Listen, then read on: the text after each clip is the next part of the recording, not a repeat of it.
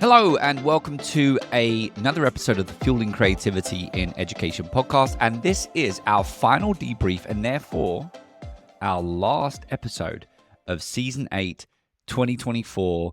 And it's been a super fun season, hasn't it, Cyndi?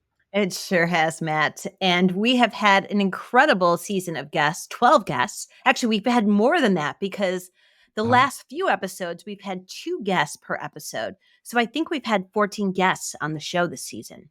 Yes, we have. And why don't you tell us, obviously with this being a debrief episode, why don't you tell us who our final 3 guests were on the show? So Matt, we did the first episode on building a collaborative culture and breaking down silos with the principal, Kathleen Scott, and a teacher at the school, Alyssa Matuchniak.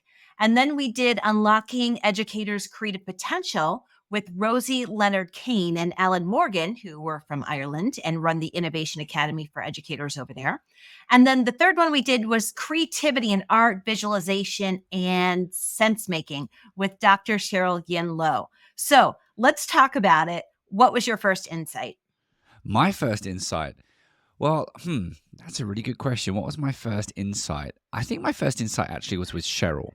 Okay. In fact, no, these aren't in any particular order, but I was really interested in that phrase, everything is designed by someone. And of course, you know, it's something that people in design often talk about. But the idea of getting students to just notice more. And I got this thing that I notice, and I just want to share a story with you, because this is when I first started to think a little bit about everything is designed by someone. This was before the pandemic. And I'm not like an over germaphobe, but I want to wash my hands. I'm at university. I want to make sure I'm not getting more sick than I have to get sick. And so, you know, when I go to the restrooms, I wash my hands. And of course, you have to open the door, right? And suddenly, this one year, we had this kind of thing at the bottom of the door. I don't know what it's called, but it's like a foot holder. So when you're leaving the bathroom, you get to put your foot and you get to kind of like open up the door. And I was really fascinated. In fact, I was referencing that kind of, in essence, what I saw as an innovation to my students, because it addressed the problem of the fact that after you've washed your hands, you don't have to use the handle to open up the door. But it got me really thinking about the person who designed it. Why did they design it? But then at the same time, I recognized that it was kind of a heavy door. So if you had a sore leg, you know, or you didn't have a strong knee, opening up that door was a little bit tough. So, you know, it's interesting because everything is designed by someone. There's a story behind everything. And I think within Cheryle's work, getting us to think about it, and more importantly, getting us to teach students to recognize that everything's designed by someone, and then thinking a little bit about the story behind that design, I think is super duper fascinating and obviously really connected to creativity. And Matt, that reminds me of our episode with Edward Clapp from Project Zero, where he talked about participatory creativity and how we continue to build. And if we look at we don't look at the inventor, but we look at the biography of an idea. I loved that episode. It was so mind expanding because I never had thought about sort of an idea. So I have an invention here. And let's just say I have this, you know, if you're watching this on YouTube, I have this little button. It says nailed it. So I have this invention, but this is a series of ideas that were built upon from all different sorts of people. So what was the iteration before this one? And what was the iteration before that? And how did it come to be this? And then how can we improve on that? Yeah, I love that. And I love that connection to Edward Clapp. And I'll be honest with you, I did wonder if you was going to make that connection, because I certainly did as well. And that idea of kind of like the biography of an idea, because we all build on each other. And I think what I really like that putting it into a classroom environment is getting students to notice, let's kind of shift it now and say, just get students to notice all of the different innovations that they interact with every single day. There's a story behind those innovations, but actually they are tasked with furthering those innovations, because as Jonathan Plucker said in one of our episodes, he posed the question, do we ever start with a blank canvas? And so ultimately for our students are going to graduate and they're going to be tasked with going and furthering innovation. And that comes from building upon the ideas that already exist in the world. So the first step is we need to notice, right? We need to notice these things. Matt, I'm so glad you brought up Jonathan Plucker, because I always remember his definition of creativity, which is old stuff plus old stuff equals new stuff. And I really think that 2 of our episodes was about intersection and the intersection between 2 different things and how we might build together things to create new stuff.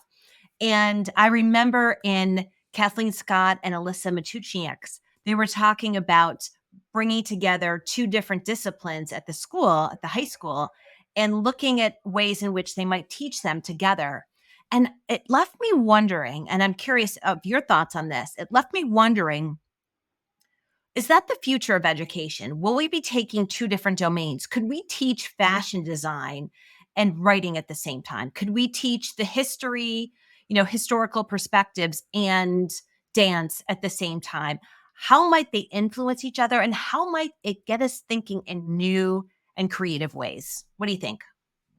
That's really fascinating. And I don't think I've ever really thought about that before. I think it's a really fascinating thing to think about. We obviously always talk about interdisciplinary work, but I think what's interesting about your question is this idea of taking one discipline, merging it with another discipline, almost like an ideation strategy for education. Mm-hmm. What happens when you kind of like take the ELA class and merge it with the science class? What happens when you take the math class and merge it with the art class, right?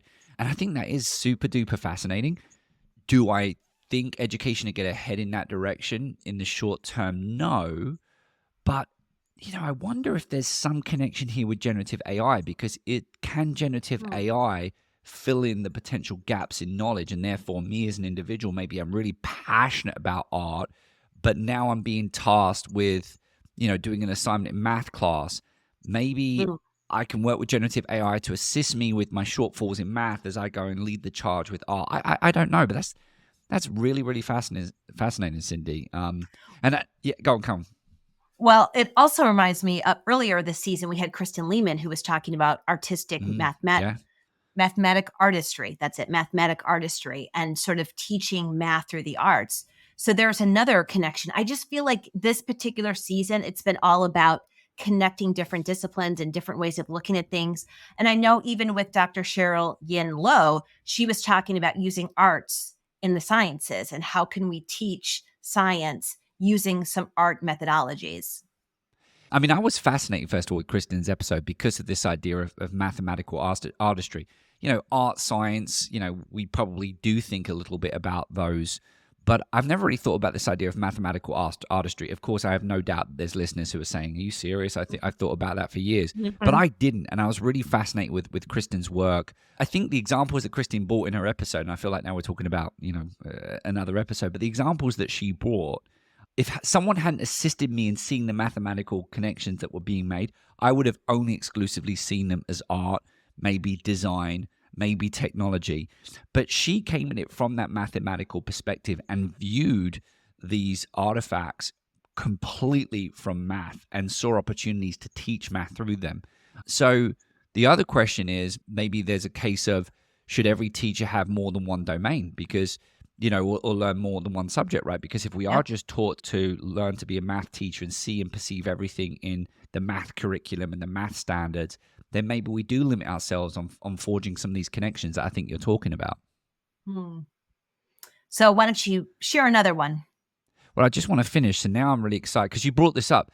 What if every teacher training program, you have to have a minor, right? So you've got to say, right, you got to be trained in math, but you've also got to have a minor in training in another discipline to teach as well. I mean, that would be fascinating.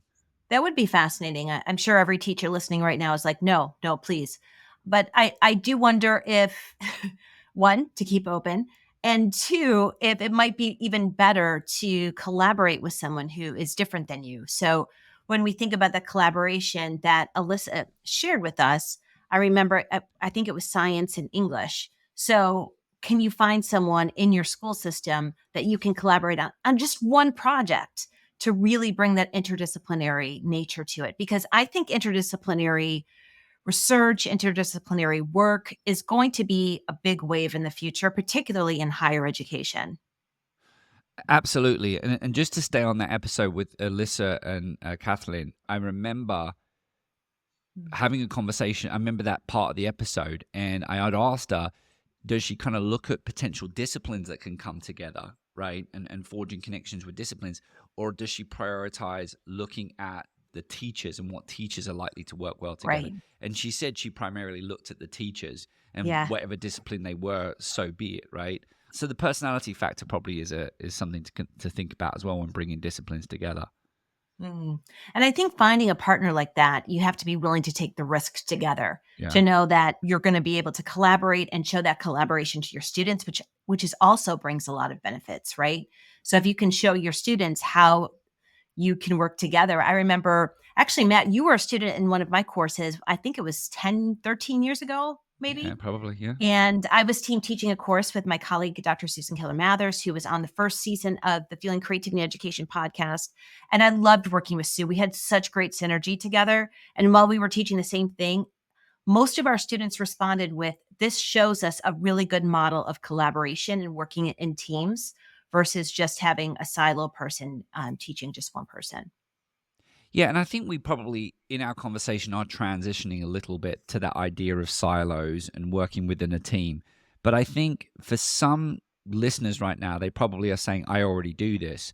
Mm-hmm. What I'm interested to hear is whether or not you work in a school with a large faculty community. Because I think sometimes with larger schools, obviously, I'm thinking a little bit about large high schools where maybe there's anywhere from 1,000 plus students. You have lots of math teachers, you have Yeah. lots of ELA teachers. Time's limited. There's lots of information that you have to get out, which is very kind of like domain or discipline specific or Mm-hmm. departmental specific, and therefore it makes sense to have all the math teachers meeting at this time, and all the English teachers meeting at Right. this time, and all of the history teachers meeting of this time. And that's when you start getting those silos. It's why when you start getting kind of like the vocabulary, it's only shared within that small group. Ideas are only shared within that small group.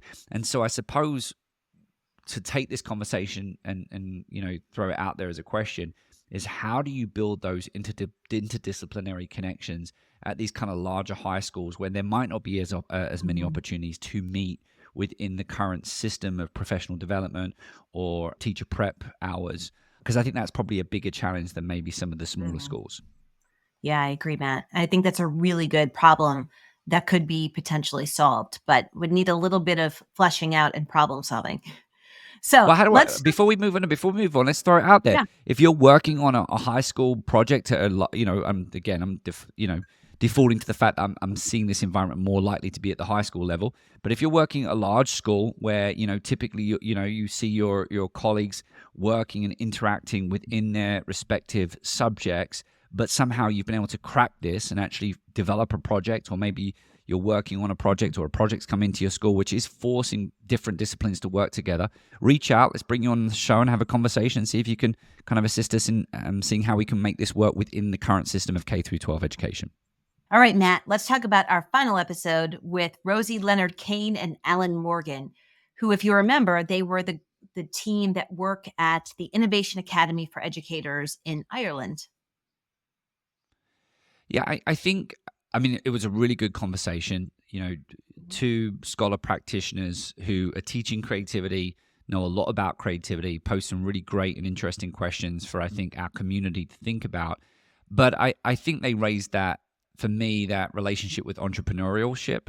They specifically said they're talking about entrepreneurial mindset, which is important, I think, because obviously entrepreneurialism does have a kind of like a distinct discipline and typically associated with kind of like obviously designing a business, and you're thinking a little bit about money and organization and all of those things. But the idea of an entrepreneurial mindset, I think, does have a very close relationship with creativity. They kind of said that they try and avoid the E word and really just focus on what exists within that entrepreneurial mindset, which is that curiosity and imagination and the value piece, because obviously, you're trying to produce something of value. But I feel like it took us back to that discussion that you and I have had a couple of times. I know we dedicated, I think, one debrief primarily centered around like the semantics around creativity. But I was wondering if that kind of like sparked up anything for you. Is it innovation? Is it creativity? Is it entrepreneurship? Is it another word? Does it even matter if we call it a thing, right?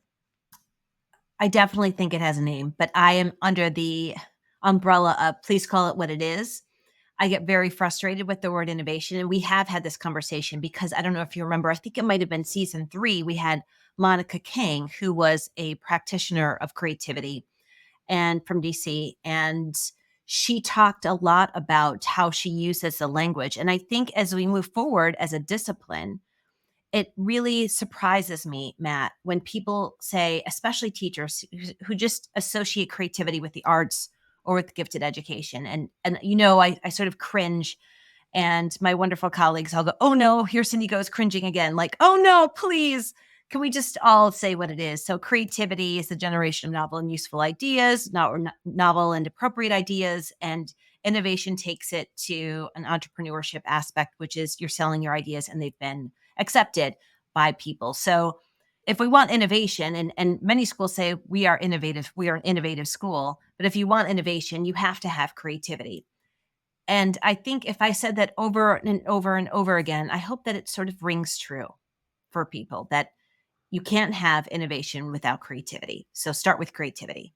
Actually, start with curiosity. I think curiosity is a good conduit to creativity, because if you're curious and you start asking questions, then you will find out what you need to create to work through whatever it is you're looking at, and then build it and get it accepted, which is the innovation part. Mm-hmm.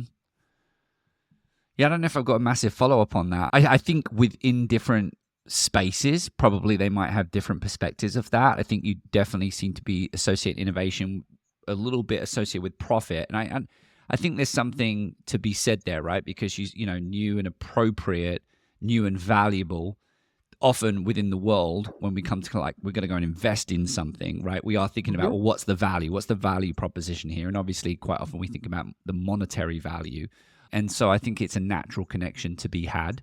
I think that entrepreneurial mindset, therefore, how does that come into play in this then? Is an entrepreneurial mindset a little bit of that transition from creativity to innovation? Or is it something that has a completely separate pathway? Those are great questions, Matt. I'm going to have to go off and ponder that. Well, no. So the reason why I bring this up, my interpretation, the way Rosie and Alan phrased it, which I liked, was if you think about the idea that it's about creating something that has value. And if we were to kind of take away this idea of it doesn't have to be monetary value, but you obviously want it to have, if you're going to invest time in it, you're going to want it to have some type of impact in your life, right? That's the value proposition. And so, if teachers can develop an entrepreneurial mindset, then perhaps they can look at engaging in developing innovative solutions within their classroom environment, which, as you know, is getting closer to what I promote, is this idea of teacher creativity. And as you know, I kind of wrestled with, do I call it innovation or teacher creativity? In the end, I kind of landed on a project called Innovation Studio, right? Or Teachers Innovation Studio, because I thought the word innovation was more applicable. But what's interesting with all of this is whether it's you're engaging in an entrepreneurial mindset, the goal is to produce innovation. And I think it's interesting the fact that you're saying it all starts with creativity. You mentioned, does it start with curiosity? I think that's another topic of conversation, right? But I think that's, the key point is you probably could have an entrepreneurial mindset, doesn't always lead to innovation. You probably could focus on innovation and not necessarily tick all of the boxes of an entrepreneurialism. I've got to be careful because Alan and Rosie, I think, were very generic in how they proposed entrepreneurial mindset. I do think it was very similar to a creative mindset. But I think you need creativity at the forefront of everything. And I think it starts all with creativity. Whether or not there's a point at which the value piece, maybe it's that pro C element or, going from mini C to little c. So maybe you can have creativity without the innovation, without the entrepreneurialism, but you can't have the entrepreneurialism and innovation without the creativity. Yes. And my insight from Rosie and Alan's session really was around the pandemic and how the pandemic impacted teaching and how we had to suddenly switch to the virtual and how we had to find experiential ways in which we had to teach our students. And I really enjoyed having that conversation with them because I like exploring sort of what teachers had to do. Like they had to be creative, right? And in ways they delivered the material to make it more interesting. They had to find ways to engage students in meaningful ways and relevant ways and getting them online. And I also want to mention that because I know, Matt, you just finished a documentary on the teacher roundtable around the pandemic. And I want to give that a shout out because you're going to be having a special premiere on the Creative Thinking Network later on this month. So if you are part of the network, you get to be part of the premiere, and then you get to ask Matt lots of questions. So if you're interested in talking about, hearing about what happened on creativity during the pandemic, I hope you will join us on the Creative Thinking Network, and we'll make sure we link that to the show notes below. And I really appreciate you making that plug. And I think actually it was a really good connection because Alan and Rosie did talk a lot about their program, which is focused on teaching entrepreneurial mindset and creativity specifically to teachers in the hope that they can go and apply these skills and be innovative in their classroom environments. But they spoke about that relationship with the pandemic and a feeling that more teachers, or maybe I proposed this, I can't remember, but we had spoke about, did more teachers make the connection of how important creativity is while they were kind of navigating the pandemic, because there wasn't necessarily a how-to guide or a roadmap. They really were having to engage in a situation that no one really had best practices for. And I think we spoke a little bit about, does best practices sometimes get in the way of kind of original ideas within the world of teaching and learning?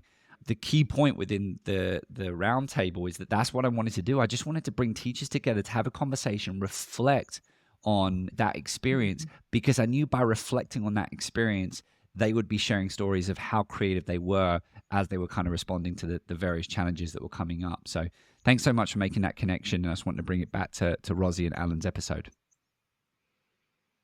Excellent. Well, Matt, it's been a great season 8. High five.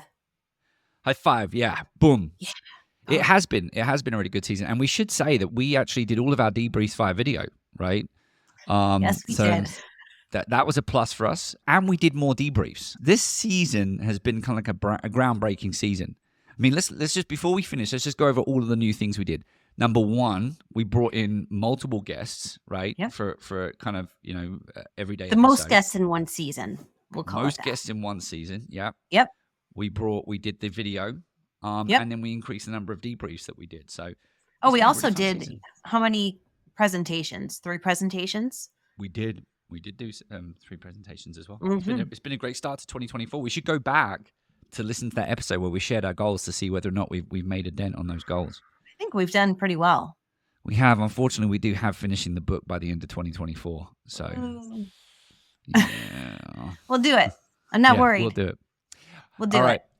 So here's what's important. We obviously kind of, as we finish season 8, we kind of go into what we refer to as kind of our end of spring summer programming. We recognize a lot of teachers are going away. So what's going to follow is a few special episodes that are coming up. We're going to be, our next episode is going to be with Cyndi Burnett and her colleague, John Cabra, because Cyndi and John have just released another edition of the Weaving Creativity into Your Curriculum. However, it's specifically focused on higher education. And what I'm really excited about that is it allows us to have a higher education special on the podcast. So that will be our next episode. We also will actually have a go at sharing the audio to the documentary that I produced as well. That's going to be released over the summer. And I'll do provide a little bit more context to that documentary. And then we've got some other specials, including an app dedicated to promoting a creative mindset, right? That teachers hopefully can play around over the summer. And then, of course, we will also be releasing another Listen and Learn series during the summer. We're not going to give away too many details yet. So this is the end of our kind of like regular programming where we have interview with guests. And then the rest of the episodes will be special episodes as we move into the Listen and Learn series. And our Listen and Learn series will again have a special code so you can win some great prizes from Matt and I and Curiosity to Create, which is our sponsor. And we are currently looking at season 9. We've got about 5 guests already booked. And if you would like to be a guest on our podcast, feel free to reach out to us and let us know what you're doing inside the classroom or in research or in practice. And we'd love to have a conversation with you. So send us an email at questions@fuelingcreativitypodcast.com. My name is Dr. Cyndi Burnett. And my name is Dr. Matthew Worwood.